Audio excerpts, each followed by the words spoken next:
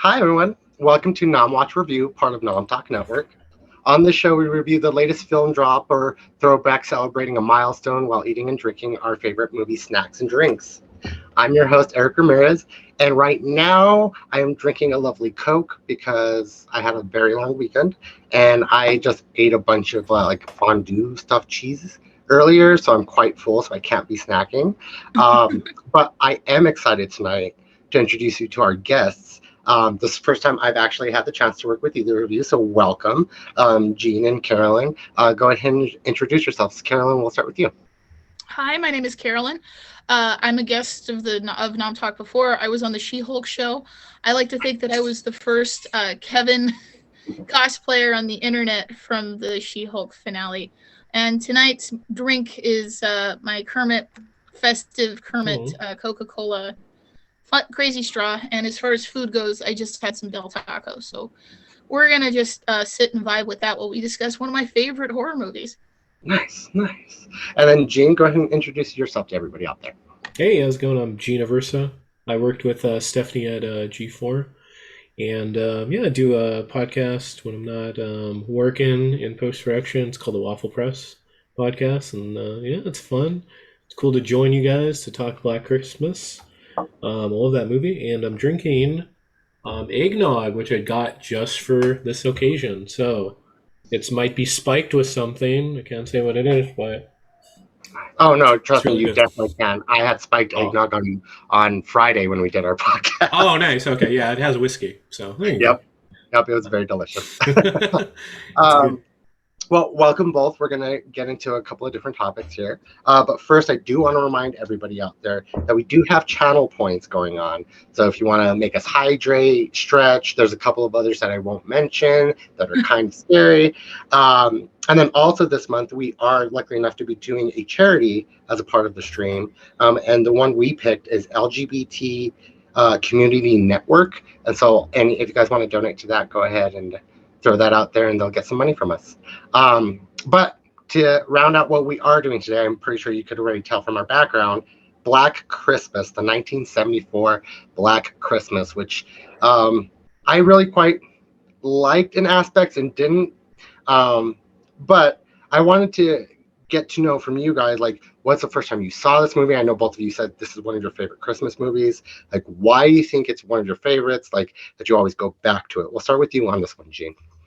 Yeah, sure. So I saw it, I think in like 2017, and I feel like the original wasn't like my first introduction to it. It was probably the remake, which the 2006 remake, which I saw probably like on HBO.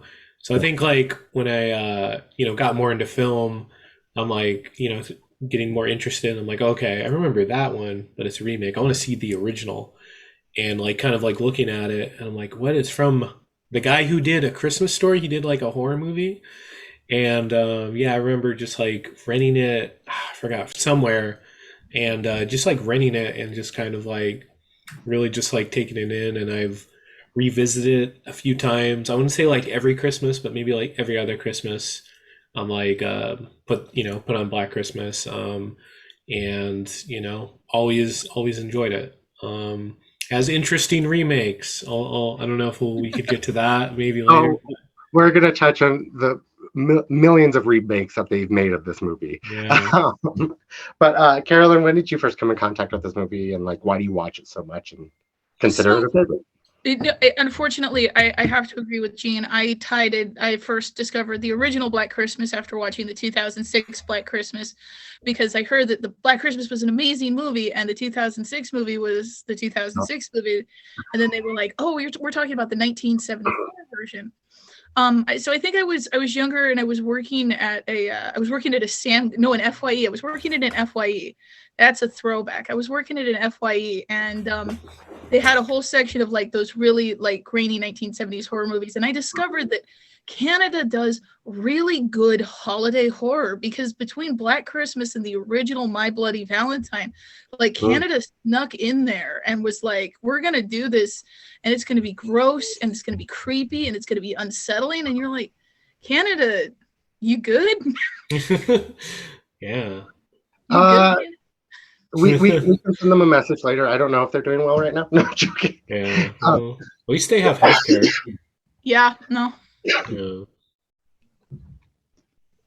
Sorry, we're choking on something. But before we start getting into the deep dive of this movie, we did rate this on some popcorn ratings, 1 through 5. And I want to start with you on this one, Carolyn. What popcorn rating would you give this movie and why?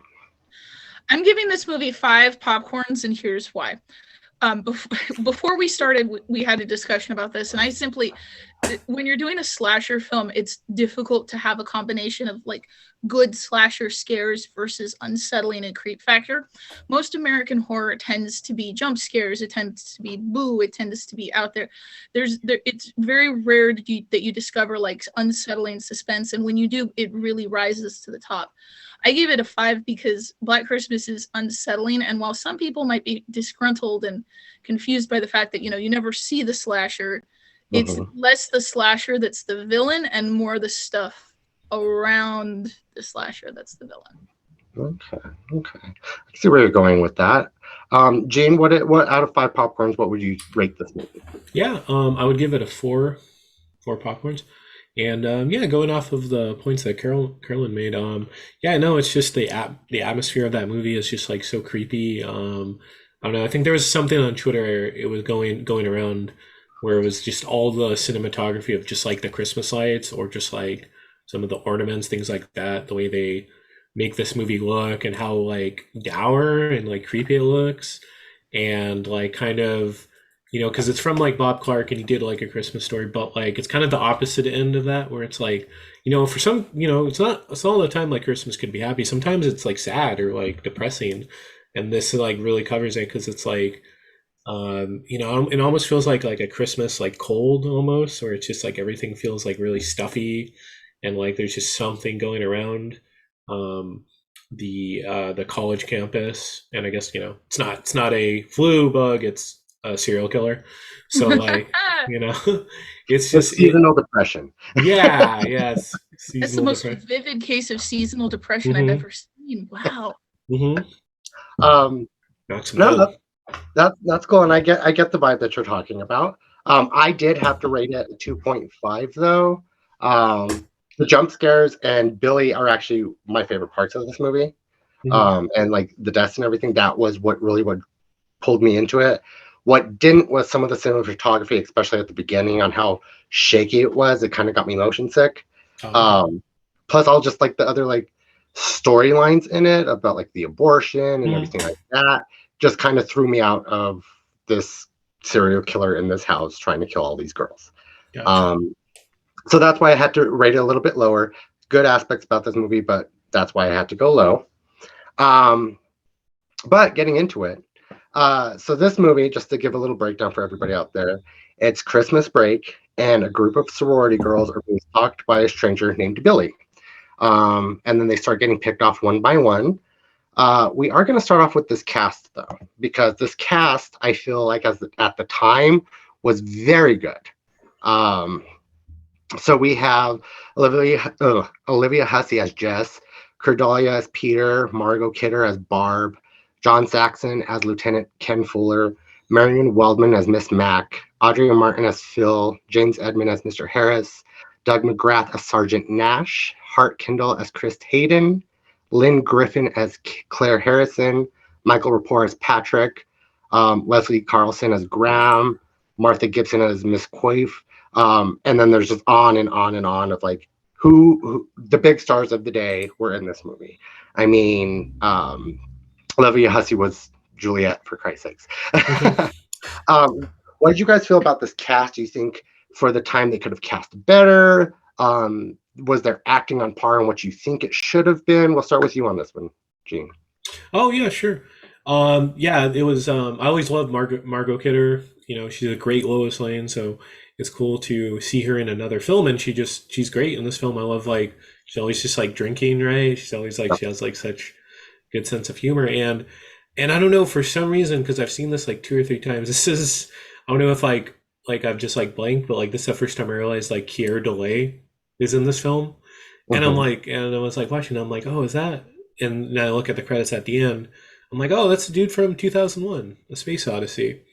And yeah, he's a good actor. Like I love Keir Delay. Like anyone that like survives like a like shoot with like Stanley Kubrick and like gets Oh like my god. that gets like appreciated for it. Like more power to him. But yeah, he was good. Yeah, like this whole cast is just like it's pretty stacked, as the kids say. So Yeah, no, it's a great cast. I wouldn't personally change anything, and though I had some of my issues on like deliveries of lines or like taking moments, but to each his own.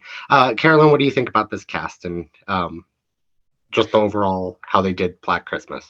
It's disconcerting to have Margot Kidder like as Barb leave so soon yeah. because she's Lois Lane, and it's Mhm. like, well, Lois, you expected something different, but I think that was part of the charm of casting so many heavy hitters for the 70s in particular in this film is that I really didn't know until just now that the guy who did A Christmas Story did this. Oh. So hearing that, and I'm just like, oh my god, this was this is some stuff.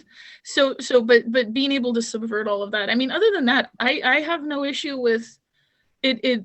Again, it's not about the names; it's about the story that they're telling, and they do tell the story very, very well. At least for me, and that's something that I think 70s and 80s cinema for me does differently than like modern Christmas stories and even modern horror stories, is because again, I love jump scares as much as the next person. There's a couple of horror movies coming out in 2023 that will be mostly jump scares that I am just hyped to see. But in this, it's about the subtlety. It's about the thriller. You're not supposed to know their name. You're supposed to know the character. You're supposed to be in the atmosphere. So they delivered. Okay. Yeah, no, I get that because a lot of the 70s and 80s is about learning the characters and being stalked. It was more of the mental scare and everything. It's like I said, another reason why I like this movie. Because they did a very well job at that. Now, some of the side storylines we're getting is like we have Miss Cox hiding booze bottles everywhere around the house, in the books and in the toilet and everything. We have somebody randomly killing people in the park who they're finding and everything. We have the abortion scare, or her talking to her boyfriend about needing to get an abortion and him destroying his piano. So I felt it was very good at them directing he's the killer that way through most of the movie, and then him not being it. What do you think about the story? Do you think that they had good pacing in it? Do you think that they could have changed a couple of different things, left some things out? We'll go ahead and start with you on this one, Caroline. Okay, so again, this is something that a lot of people, it's about the subtlety in this, but for me, with the abortion storyline and the alcohol storyline and everything else, we're in a golden period of horror. The final girl, the final girl who dominates a genre that focuses mostly on subverting societal expectations has just come out with Texas Chainsaw Massacre and Dario Argento's work. So to have a primarily female cast that I'm pretty sure, and feel free to correct me, Chad, if I am wrong, or anyone else, I'm almost positive this film passes the Bechdel test, because a lot of it is purely just women talking about women and dealing with their own problems and their own issues. And apart from Peter, especially because nobody talked about abortion. Nobody talked about that in film. So to have that mentioned was so realistic, and especially to have like Miss Mac with the bottles of booze and everything else. I think that the subtler message is that can I sound any more pretentious? Where's my alcohol? As I sit here and I go, the subtler message is less that it's about Christmas and more that it's about society and suffering during the holidays, darling, and something Kubrick and something this is something, that something else hipster. But that's it all the villain is less Billy and more the world around Billy. Okay, I get that. And then June, what have you thought about like these different things with the drinking and the abortion and everything like that? Yeah, like just off the bat, the like abortion storyline, I feel like that's like pretty like the way they treat it, especially like their director being like male, and then like I would assume like a lot of the crew as well. Like they treat it like really like progressively for its time, and then like really surprised because it's just like, oh, they're really like really nuanced. You appreciate that because it's like, I don't know, like movies of the time where I'm trying to think of anything comes to mind, like that sort of subject matter would have like more of like a conservative sort of like leaning, or what have you, or yeah. It's not even that there'd be a conservative leaning. It's just it wouldn't be mentioned. Yeah. That's the thing with this is that these are women-centered women's problems. Yeah. So. Yeah. No. I did like that they were about their problems and brought them up. I feel like for the time it was very progressive because this was it is mentioned as a very progressive movie for its time. Now, touching base on that with this, there are several remakes of this movie. Yeah. Like there's the 2006 Black Christmas, which we've mentioned, and then there was another one about 2 years ago that came out again, and then there was another one that came out that they changed the name, but it was Black Christmas. They just changed the name. Oh, I'll look at the name because I can't remember it off the top of my head, but it's the exact same movie, just not Black Christmas. Yeah. Sorority Row, I think, or something like that. That's right. But it's Black Christmas. It's like, just okay. a different. Yeah. Now, mentioning that and mentioning everything that you've said, Carolyn, and everything like that, do you think the movies, now that they've been remade and brought up to the future, do you think they kept that same energy of being a woman surrounding movie and about their issues and everything, or do you think they changed it based on our political climates and what people think? Okay, so big question. I have thoughts. The 2006, because the both remakes, and the third one apparently that I was not aware of, both remakes fall on both ends of the spectrum. The Black Christmas 1974 meets in the middle. On the one hand, you have the 2006 remake, which made me physically sick. I mean, if you've never seen it, I'm not going to go into spoilers or anything like that, but go in and read the Wikipedia page if you really want to know what goes on in it, because it literally made me sick on multiple levels. Yeah. And for the long time, I couldn't eat cookies. So you have that one that was just pure horror, and then you have the 2019 version, which I'm going to lose so much street cred for saying this, but it almost leans too far into the progressive agenda, because its villains are caricatures of its villains are caricatures of Billy type characters, of Peter, actually, in the movie. They're caricatures of Peter. Everything wrong with Peter amped up to 50.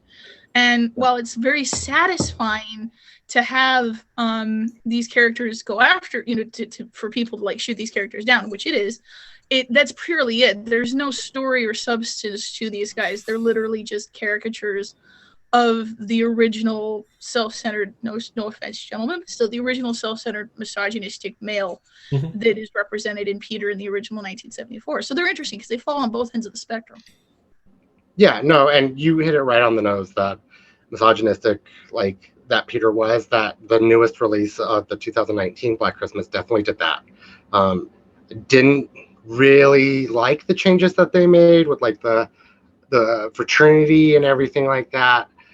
It was interesting to see more of the girls make it out of the house alive and kind of come up and fight them. So I did like that update. Gene, what do you think about the remakes and the stories, how they changed them in subtle ways, and from not so subtle? Yeah. Yeah, of course. Yeah, I guess I'll go with the 2006 one, which is like, that one's just like, that one's like gross, but it's also just kind of forgettable. Like, it's just like, it's kind of by the numbers, sort of just like remaking this, but not as good. And then too, like, it's like, I just remember that movie was just like dumped in like theaters. They're like, okay, Christmas Eve comes out. And then it's like, wouldn't you like put that movie in sooner? So I'm like, but yeah, it's just, I don't know. That's such a weird, like like I just remember just watching that like all the time, just in the background or something on HBO. It's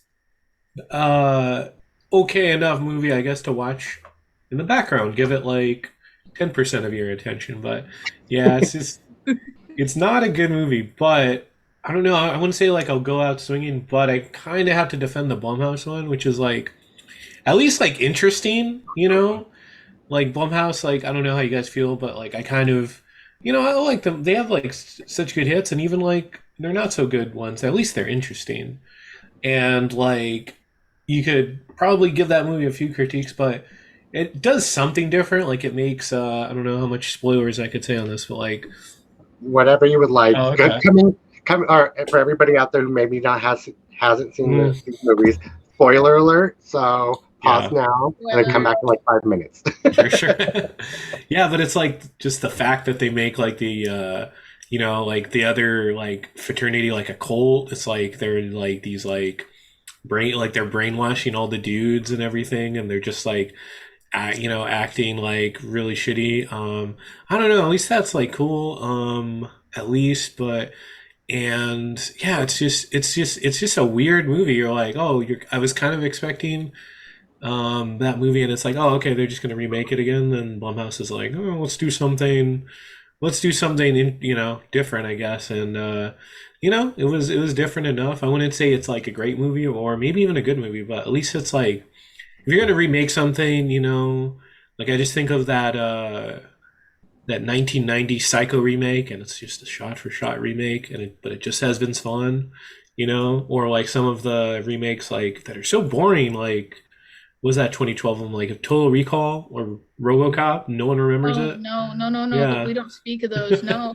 yeah, I'll never know because I've like never seen that RoboCop, but it just looks boring. At least this did something different, and I love the cast too. Juden Poots, she's great. She's great in everything, and she's in it. So So Oh I'll. Mhm. no, go ahead. I'm sorry. Oh no, I was just gonna say I'll defend it a little bit. Just at least it tried. You know. It tried. It did try. Carolyn, what were you going to say? Well, I'll say something nice about because it's Christmas and it's the holidays. I'll say something Hmm. nice about the 2019 version. I'll say two nice things. Number one, Blumhouse has always had very progressive politics, and Jason Hmm. Blum has never shied away from discussing that. And while everybody has their problems, I do have to applaud him for it. He did do an LGBTQ horror film recently, Hmm. and he'll Yeah. work with anybody as long as it's make series. And number two, um, Carrie Elwes in Mm. 2019. He's good. Oh, yes. Yeah, he's Mwah. good. Fantastic. Yes, no. The cast for the one that just came out, I actually really enjoyed. Mhm. Um, all around, I thought all of them did a very good job. 2006, I can't remember who's actually in that version Oh, Lacey necessarily. Chabert. Lacey Chabert from Mean Girls is in it. Yeah. Mary Elizabeth Winstead, she's in it. Someone from Party of Five, I think, is in there. Damn it! All right. This just Now, goes to now, show you, Gene, this just goes to show you how forgettable it is because I'm sitting there and I'm like, yeah, we're in that. yeah, I Really? don't know. I just have this weird memory where it's just I know random film facts. Won't help me anywhere else in life. But it's good to bring up in conversation. It Katie is. Cassidy. There you go. Cassidy, yes, yes, Yeah, yes. she's. No, see, in that movie, I like the actors in that. Now that Mhm. I'm looking at the list and being like, okay, but still, like you said, forgettable. Yes. 2019 is not as forgettable. One, they had Carrie Fisher in it, so you can never forget her. Yeah. No. Um, Now, speaking of the house mother, I Mhm. am going to ask you guys the difference between the two because we did have Carrie Fisher and the other house mother, which let me pull up her name really quickly because I Mhm. can't remember who it was. Ah, but between the difference between the two, because one was a little bit more, let me get drunk Mhm. and just deal with these girls. Marion Waldman was Uh-huh. missing. And we had Carrie Fisher, who was a little bit more gumption and try to take down the killers. What do you Yes. think the difference and the change between that? Did you like it? Do you think they could have done something else with the character? We'll start with you on this one, Gene. Yeah. I guess it was like all right. I mean, I don't know. It's kind of like a caricature where you're just having like someone that just drinks, the whole movie. It's kind of like a little one note. So yeah, I guess that's all right. I suppose so. Yeah, yeah. Yeah. And Carolyn, what do you think about the difference between the two and how they took care of the sorority? I guess. by default, nothing can top Carrie Fisher. I mean, that's a fact of the universe. You know, water is wet, gravity is a thing, and Carrie Fisher dominates in every role she has. Mm-hmm. And the house mother is really one of the weakest, and it plays. If I want to be pretentious again, darling, I would argue Uh-huh. the character it illustrates that the is there to illustrate that youth is supposed to survive these sorts of movies, because you have someone who's the matronly figure, who's probably, and since this is an adult, I'm going to assume this is an adult, who's probably not virginal, who's been around the block, who's seen things. She violates the scream rules of horror movies. I mean, she's older, she drinks, she's, you know, she smokes, she's doing all the things that, you know, the scream killer says you're not supposed to do. And she's a trope that, again, illustrates the youth, that youth is supposed to survive, which is great. But, you know, older folks can also take on and have those kinds of roles. And it's like Carrie at least brought character to a trope. Yeah. So. Yeah, no, she's my favorite. I would love to see her in the 74 version that we watched and see how that would have gone down. Mm-hmm. At least as one of the girls. She was old enough to be in that sorority at that point. Yeah. What I did want to bring up, which I found out today when I was doing my research and everything, now in 2001, so just last year in May, they did make a sequel to this film. This one, the 1974 film. It's called It's Me, Billy. So it kind of takes the next step. It's an unofficial sequel, and it follows just Bradford's daughter back at college, and Billy's like trying to take her down this time. What do you think of the idea of making a sequel about this movie? Do you think it was successfully done? Because obviously not a lot of us have heard about it. I've never heard of this. He's successfully done. And what would you want to see from that movie? Carolyn, we'll go ahead and start with you. Well, I've advocated pretty strongly that you're never supposed to see Billy, because the villain is less Billy and more the world around the girls in the sorority house. If I had to, I would want Billy to have a connection to one of the previous characters. That's the only way I think it could work, is that she goes to the sorority house, she goes to the same college, she uncovers secrets that perhaps Peter the asshole has left. You know, he had an affair and Billy is his kid, or it is Peter. He somehow survived and he's living in the house now. That's a twist from Halloween. No, forget that. He is. There has to be more. If you're going to give me lore and you're going to give me an explanation for somebody, see, and this is what I'm going to call the Michael Myers problem. Michael Myers has too much information. We know too much about him. We've seen him without the mask. We've seen him in every single movie. They can't let the guy die. So it's like you have to, even if he's just evil, you know, it's the less we should have known less about him. We should have seen less. Billy, we don't really need to see it. So if you're gonna see it, then you have to give me lore. I want to know who Ennis is. I want to know who Billy is. I want to know all these things, and I want it to have a hard connection first. I think you broke up just a little bit. Repeat that last like 2 sentences. Oh, no worries. Can you hear me now? Yes. Okay. I want to see a hard connection, what it amounts to. I want to see a hard connection to the first film. Okay. I can see that. Gene, what about you? What do you think about this remake, and what do you want to see from a remake? Well, it's like, that's news to me that there was like a sequel to it. So I'm like, I'm still getting over the shock of that. I'm like, really? Okay. But I don't know. It's just like for some sequels, I'm just like, it's like the way of like, was it Home Sweet Home Alone or like A Christmas Story Christmas? I'm like, why does this exist? Unless you're gonna do something cool, you know? It's just like, or something different. And like the way you're describing it, where it's just like it talks about Billy and shows who he is, it's like, I don't know, it's like when you found out like Wolverine's name or something, like, oh, it's James. And it's like, oh, okay. You know, it's James Howlett. It's like, I liked him just knowing him as Logan, but sure, if you want me to know his like what it says on his birth certificate, you know, it's just kind of like, yeah, I don't know. That just that takes away a little bit of the mystique of that first one, you know, because it's like because it's just like I can't think of. There probably is, some other film where it's like you never find out who the killer is.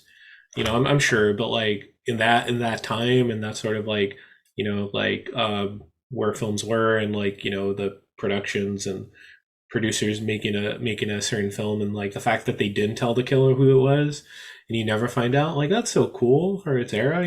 People like Okay. must have shocked them. I don't know. So that kind of like does a little bit of a disservice to that ending, I would say. Well, Oh, go ahead. Sure. I'm sorry, I didn't mean to interrupt you. I was going to say, if I could, may I bring up another example, because of a way to do it well. In brief, in My Bloody Valentine, in the original one, they set up very clearly that there is a character who's connected to the mine, because it's about a bunch of people that get killed on Valentine's Day, and they set up a character that's very connected to the mine. But they leave you hints and clues through it. In Black Christmas, there's no hints and clues. Billy is just there. They frame somebody, but there's enough of a disconnect between Peter and Billy that you're kind of like, I don't know, is it? But the line is very clear. So if you're going to do a sequel, it's like there has to be set up in the first one, and there was no setup in the first one. So I'm stunned that they tried to make a sequel. Yeah, I doubt I will ever watch the sequel, just because I like the mystery behind Billy, that we don't know who he is, that he just gets away with it, for lack of a better term. If I were to ever watch the sequel, I hope that it's kind of the same situation and that the house gets burnt down and he dies in it. That's the only way I could see that movie ending. But I will probably never know, because no. I mean, if I see it, I hopefully have more spiked eggnog. So if either one of you watch it, send me a message and give me a Spark Notes version of it. Gotcha. But I did want to touch base on this, because this movie was made in 1974, so it's quite old. But still to this day, it does rank on the 100 scariest movie moments. Like, it still has a place there. Do you think this is right? What was the scariest moment for you in the film, or at least got you and like creeped you the hell out? We'll start with you on this one, Carolyn. In the opening, it is perpetually the dress bag death. So in the opening of the film, you have Barb, who is getting ready to leave, and you have the killer camera doing Blair Witch before there was Blair Witch. He's just following her, and then and then she just gets strangled with the bag, and that is so. There's something very scary to me about villains when they just they're just standing there, or they put their kill and it's like just standing there. Like, if somebody were to go up to the attic, they would know immediately that somebody died there. They would know immediately, because he's just sitting there. And there's something to me that is genuinely bone chilling about somebody who, no matter what, in any capacity, doesn't hide evidence of their crime. I mean, he could put her back down in the thing, but there's a reason that he's in the attic. And the fact that he just has her sitting out there, it just says to me that, like, this is a dude who is not afraid of you. He is a threat, and he is twisted. And so still to this day, like, the bag and like the asphyxiation, there's a reason it's on the poster. Like, so good. No, it's not on that one. But and Gene, what was your like scariest moment on this? Like, creeped you out the most? Yeah, I would say any scene with like Billy and you don't see him, or he's in like a vent, or like in the attic and you just hear this like really creepy voice, or he's just I'm trying to remember that particular scene, but you just hear him on the phone just saying like obscenities and stuff. It's just like something about that's just like, I don't know if it's his voice or what have you, but it's just really unsettling. Like, I don't know. Yeah, if I heard that at like 2 a.m. or something, it'd freak the hell out. So it's just, and I would say the ending too, where it's just that slow reveal of the bodies that, that are just there, just there on like Christmas Day, and are just going to be, I guess, uncovered eventually. But like, it's the fact that, and then too, the implication that he just gets away. It's just something about that's just very unsettling. I can't find words for that, but yeah, that reveal of those two corpses is just really, I don't know, like creepypasta or something. Yeah. I have to agree that what creeped me out the most about this movie, and another reason that I do like it, is that Billy was walking around that entire house the entire time, and none of these girls saw him, heard him, felt him, and just that like creep factor that it gives you that could happen. And it's a house full of girls and people in and out. Cops have showed up several times, and none of them still have figured it out. That gives me the most creep factor. And my closet behind my computer is open right now, and it's all dark. And I'm just like, see, that's creeping me out because of the Oh man, yeah, I'm in this house just by myself, so I'm just like gonna look. You're just like, wait, yeah, hold right. on. Now, with this film, I did want to talk about the production value of it. As we talked about the sets, I think the set for this with the sorority house and how everybody was dressed and how it was decorated and a little bit darker was fantastic. Yeah.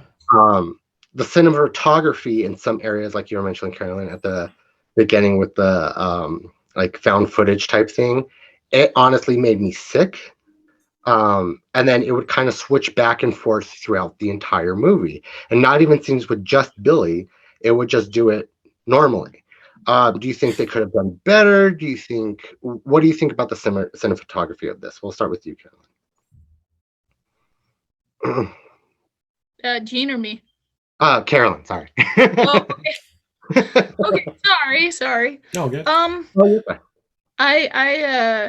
liked it. I think the strength of movies in this era is that they really were able to do less with more, or more with less. And so you really only have one big set. You have the college, yes, but you really only have one big set that most of the action takes place in, and that's this house.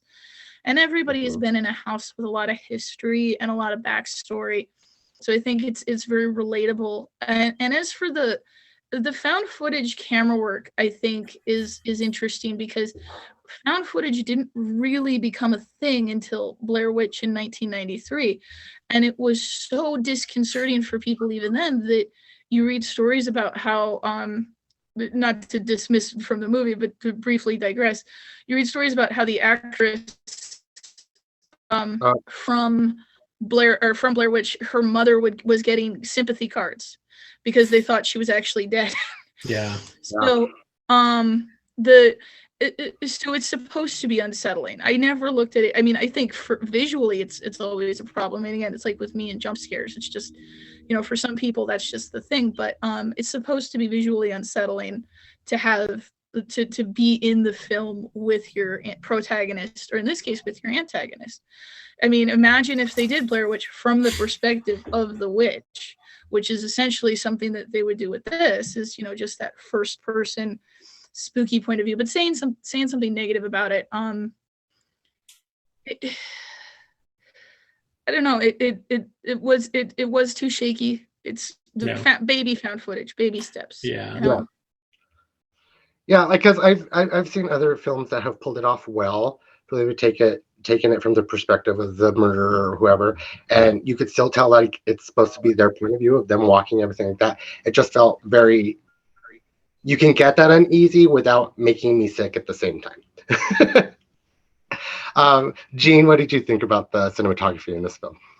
Yeah, just kind of like elaborating on some thoughts I said like at the very beginning, where it's just like really, like it really like captures like this like dark side of Christmas, but also like it kind of reminded me of like, I don't know, like seasonal depression or something, where it's just like I don't know, it's just like sometimes like the holidays are like depressing. I don't know if you're like, if you can't go home, or you're just like stuck at college, you're I don't know, if you're just not feeling it. And like it really captured that well.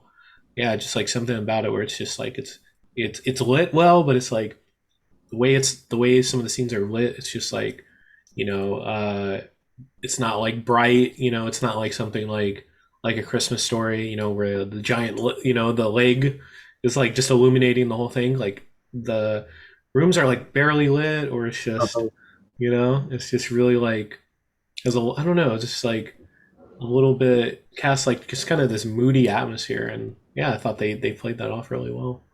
Okay, I could see that. No, I did want to touch base on this because this seems to be the theme of this last couple of weeks. Mm-hmm. How do you guys feel about Christmas horror? Do you think that this movie did a very good job at doing the Christmas horror and still tying everything back in together? Or do you think that it still needs time to grow and adjust with time? We'll go ahead and start with you on this one, Gene. Sure, yeah. I don't know, yeah, like Christmas horror, because it's funny. I watched this last night, and I double billed it with. I'm not sure if you guys remember this movie. It's called like P2. Came out like 2007. I know what you're talking about. Oh Yeah, yeah, it's exactly. like yeah, the security guard traps this like lady in the parking garage on Christmas Eve in their like office building, and that's like I don't know. It was kind of reminiscent of Black Christmas a little bit, killer. But yeah, something about like horror and Christmas just it just I don't know. It really goes well, at least for me.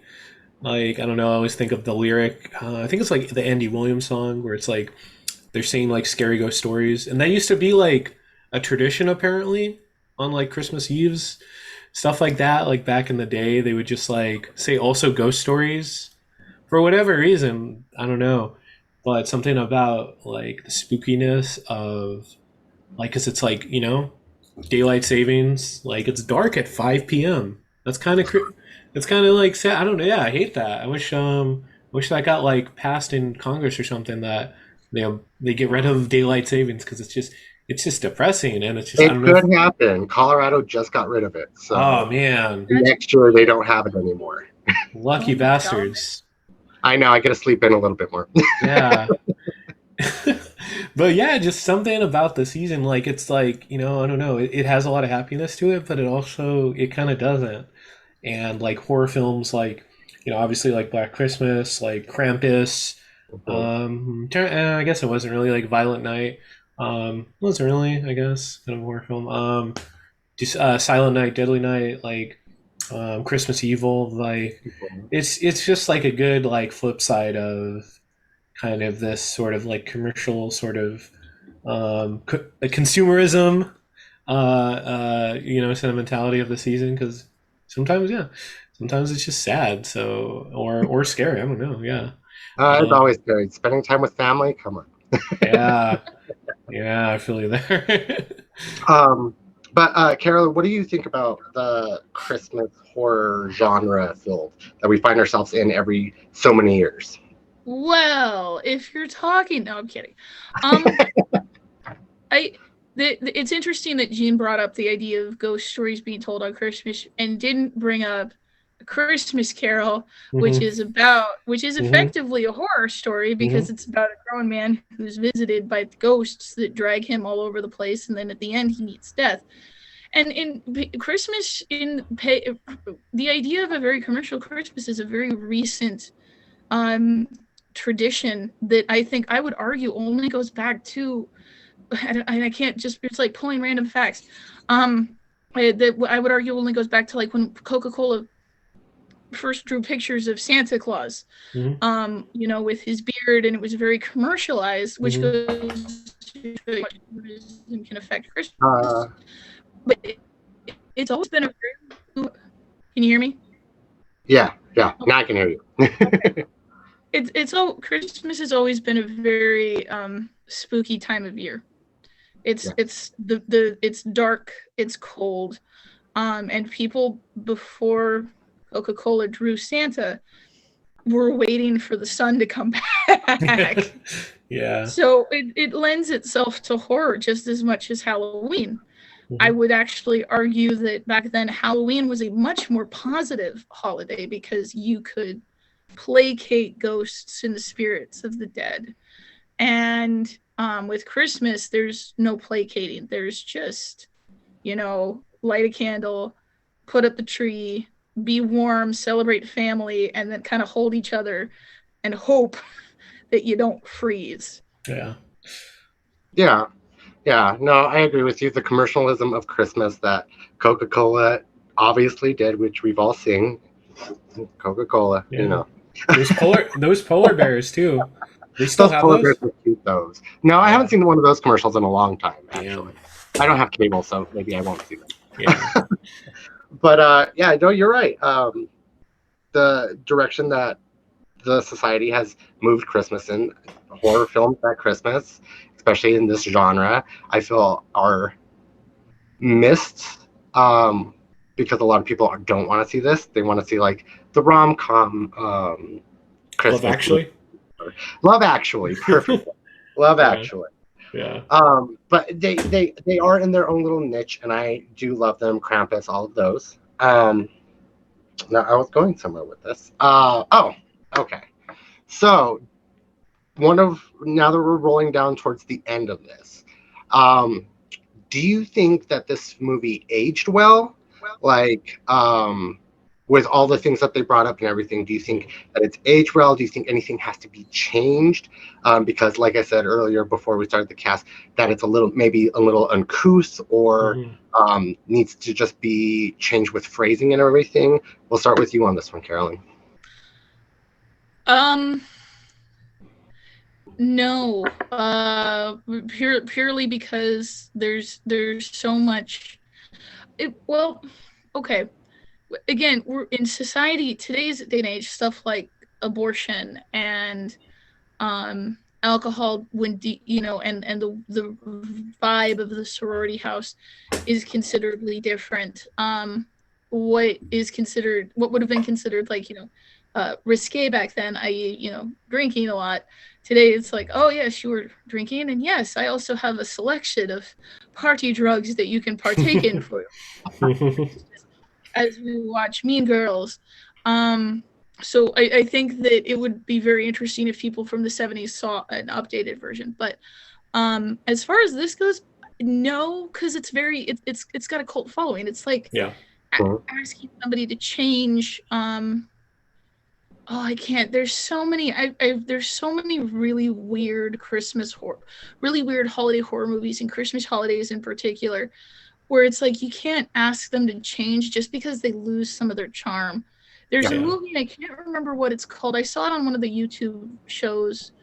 I can't remember what it's called, but the guy reviewed it, and it was about a guy who worked for a toy company, and he snapped, and he thought he was Santa Claus. Oh, Christmas Evil. Yep, that's it. Okay. Yeah. Christmas Evil. But it loses some of its charm if you update it. Yeah. So so I'm just like, okay, it's not really this one I think lends itself better to the test of time, even though when it came out it was received rather poorly according to my research. People did not like it that much. So interesting. Yeah, no, I was reading that too, that this wasn't very well received, and because of the cult following that it now has. I agree that nothing on this story-wise with like the abortions and everything like that should be changed, because it's still very relevant and it's talked about today, which is fine. The gaslighting in this movie, though, I do want to change, because it happens way too much from these fucking misogynistic men. Gene, what did you think? And do you think this needs to be updated at all? Even though we do have the remakes, this version, do you think anything could be changed to maybe get to a different audience? I don't know. I mean, obviously, some of the stuff you guys brought up as well. And sorry, am I breaking up a little bit? No, I'm just hearing something else, but go ahead, keep going. Yeah. All right. Sorry about that. Yeah, I don't know. Yeah, I would just agree with your guys' statements, and I don't know if there's anything that could be updated, to be honest with you. Yeah. Okay. Yeah.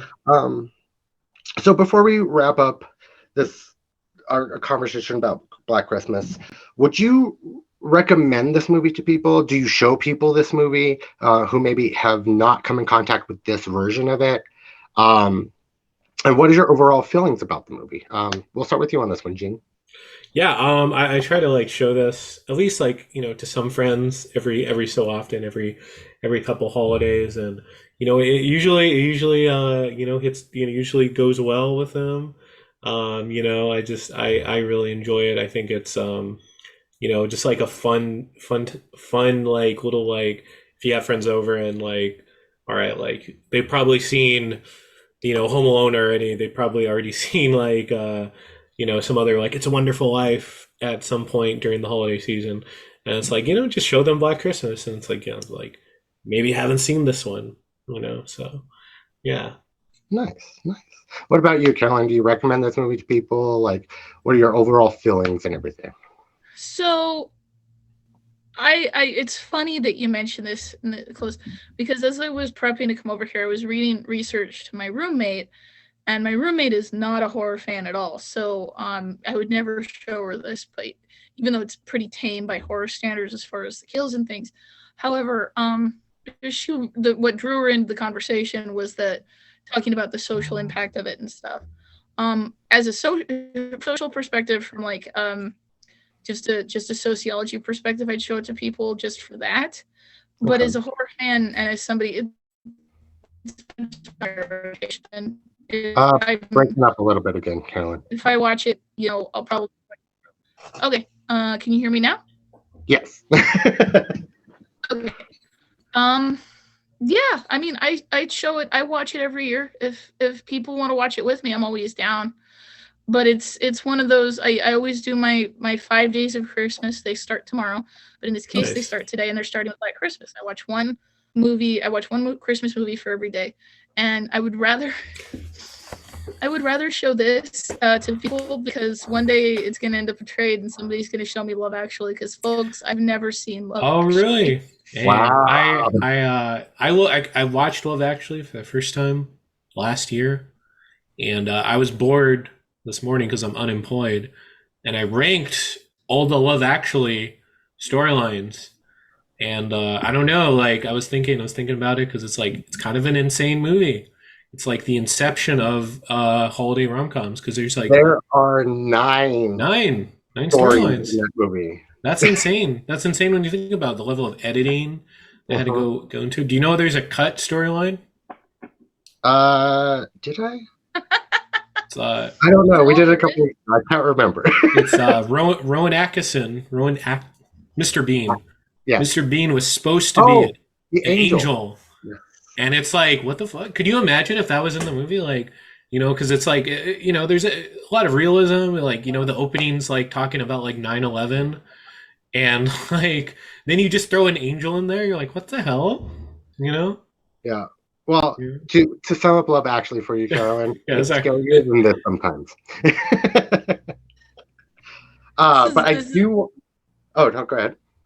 No, I was gonna say this is the start of my own horror movie. Is I'm gonna one day see Love Actually, and it's gonna make me snap somehow, because there's 9 storylines I'm supposed to follow, and then I'm gonna go live in the bowels of my apartment building. They do it surprisingly well.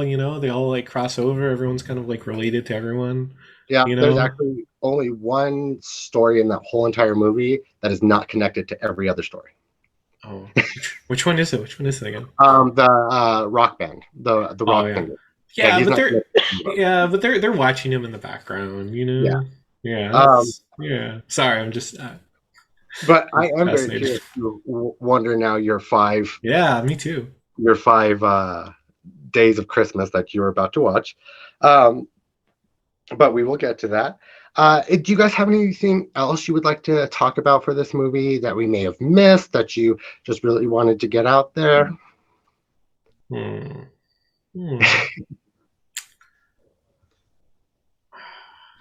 because for me, I've already touched base on everything. Yeah. I wonder if they'll do another remake. Oh, hope not. Oh yeah. No. Don't speak that. Put that in the universe. Yeah. Carolyn, did you have anything? Right. Okay. If you could, since we're doing a horror film, I'll just ask, if you could murder somebody with a random Christmas item. Oh. Because that's the whole plot of this. And since it's Twitch, let's say if you could unalive someone with a random Christmas item, what would you unalive them with? Ooh. I kind of want to. Do you want to go first, or? No, you go ahead and go first, Gene. This one's like a very specific thing, but I'm not sure if you guys know like tamales, right? Yeah. Yeah. When I was a kid, I accidentally almost ate like the husk for a tamale. Okay, for some reason, but I'd like someone like this like killer maybe like make someone choke on the husk, like tries to like eat the tamale with the husk, and they just like choke or something. Like kill someone with a tamale. I don't know. That's like just went in my head right now. So I love that. That's great. I do love that. I would have to go with one, unaliving somebody with a candy cane, and then tying them up in Christmas lights and hanging them on the front of their house. Yeah, do that. Classic horror. That's yeah, so specific. we thought about this. I'm picturing that scene. If you guys have never seen this movie, in Trick or Treat at the beginning when he kills the girl, that but Christmas. Oh, okay. I dig it. Carolyn? So I work, my day job is I work for a certain cartoon mascot that owns a theme park. And at this cartoon mascot's theme park, we always do these fantastically big Christmas decorations, and it's genuinely beautiful. And I just and just in thinking about this and thinking about this question, I was like, there's got to be a way to do some damage with something from that. And I decided that the thing that I would do, because I used to work in the Christmas, this massive cartoon mascots land that was related to cars. Mm-hmm. So you have all these big cars, and one of the cars is Mater, and Mater has a giant Santa hat. So I would just, and it's impossible to do this, but I somehow would convince Mater to just run people down. I mean, maybe that's what happened. That's what happened to all the humans in cars. I was like, that's what happened to all the humans in cars. Because I don't know. No. There's evidence that there were humans. You never know. Artificial intelligence, we could have a Terminator situation. So Mater might go mad one day. But go ahead, Carolyn. Well, either that or something with the more traditional lights. Like, there's just a lot of opportunities when you're at a theme park to do terrible damage to people, and people tend to treat it very cavalierly. And so it's like, that's a really good horror movie, especially because theme parks go so hard for Christmas and so hard for Halloween. Yeah. And when you have people from other countries and stuff who come over, they get genuinely surprised by how hard they go for Christmas and for Halloween. So there's lots of opportunities to get very creative. And if my cartoon mascot boss is watching, you know I'm kidding. I'm joking. Yeah. She said nothing. You heard nothing. Yeah. This is a dream. But that is all the time that we have for today and talking about Christmas, guys. I do want to thank you guys for coming on. I want you to let the people out there know where they can find you on socials, anywhere, maybe some scary theme parks or anything like that. We'll start with you on this one, Carolyn. So, social media is odd right now, but you can find me on Twitter at Carolyn in Fandom, CarolynInFandom. And then, while I would normally link to my other social media, and then you can also find me at Hive, or on Hive at Hello, I'm Carolyn. Just breaking up again a little bit. Carolyn, and you can be on Insta at Carolyn in Fandom. Okay. You can find, I think the best place to find me right now is on Insta at Carolyn's CarolynS Geek GEEKOUT. Okay. Perfect. Well, thank you for joining us. And Gene, where can the people out there locate you? Yeah, sure. You can find me on Twitter and Instagram at G9892. As long as Twitter is alive, I guess I'll be on there tweeting and shit posting, you know. And then if you want to follow my podcast, it's at the Waffle Press on Twitter, and then at the Waffle Press podcast on Instagram. So yeah. Nice. Well, we might have Twitter for a while longer. He just stepped down, so that's really? Oh, hell yeah. Yes. That's the happiest I've been the last 2 months of month. Yeah, he just stepped down, so we'll see where that goes. Thank God. But I do want to thank you all out there for tuning in, and be sure to join our Discord to keep this conversation going, as well as subscribing to our other platforms at Nom Talk Network. I could speak. And then I am your host again, Erric Ramirez. You can find me on all socials like TikTok, Instagram, Twitter at Heartless7. That's HARTL, the number 3 SS7. I don't post much as of now because it's the holidays, but you can find me there. But until our next show, I want you all out there to have a nomorific day. Bye.